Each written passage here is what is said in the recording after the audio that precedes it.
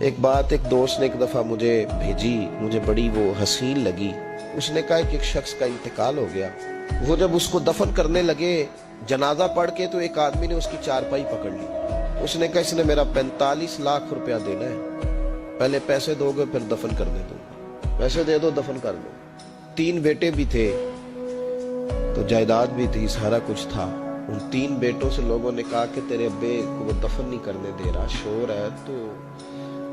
اور وہ بندہ بھی وہ تھا جو بڑا قریبی تھا اس کا، اس کے والد کا پارٹنر تھا، تعلقات تھے، تو اس نے کہا کہ پہلے پیسے دو پھر دفن کرنے دو۔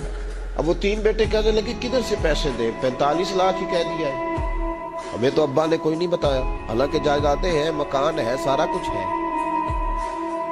تو بھائی ہم کدھر سے دیں؟ چلو 2-4 لاکھ کی ٹھیک ہے، وہ تھوڑا سا کرے نرم رویے کو تو ہم کرتے ہیں، شور تو ہے، لیکن کدھر سے دیں 45 لاکھ؟ جب بات بہت تیز ہو گئی، شور ہو گیا، وہ انسان مجنون بن کے اس نے چارپائی تھامی ہوئی ہے، کہتا نہیں پہلے پیسے دو گے پھر دفن کرنے دوں گا۔ 3 بیٹے تھے تو ایک بیٹی بھی تھی، بیٹی کو گھر میں پیغام گیا کہ تیرے ابا کو دفن نہیں ہونے دیتے۔ اس نے سارا زیور اتار کے بھیج دیا۔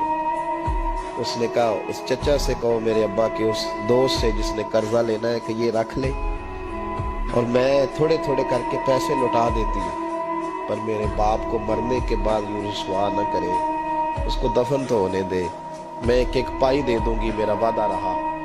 جب وہ بیٹی نے 8-10 لاکھ کا زیور بھیج دیا تو وہ قرضہ لینے والا شور کرنے لگا۔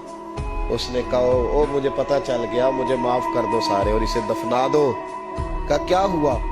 تو وہ کہنے لگا میں نے اس سے 45 لاکھ لینا نہیں تھا، میں نے دینا تھا، تو میں غور کر رہا تھا کہ اگر تو میں نے اعلان کر دیا نا کہ 45 لاکھ میں نے دینا ہے تو 110 نکل آئیں گے وارث کہ مجھے بھی دو مجھے بھی دو، تو میں نے یہ رویہ اس لیے اختیار کیا ہے کہ میں دیکھوں اس کا اصل وارث ہے کون۔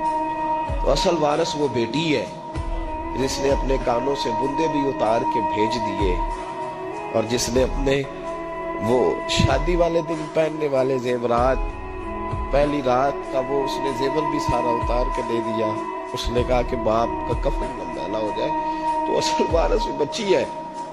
اس نے کہا اس نے مجھے وصیت کی تھی ہر ایک کو نہ دے دینا، میرے اصل وارث کو دینا، تو مجھے اصل وارث مل گیا ہے، اب میں کسی اور کو نہیں دوں گا، اس بیٹی کو دوں گا جس نے باپ کے لیے قربانی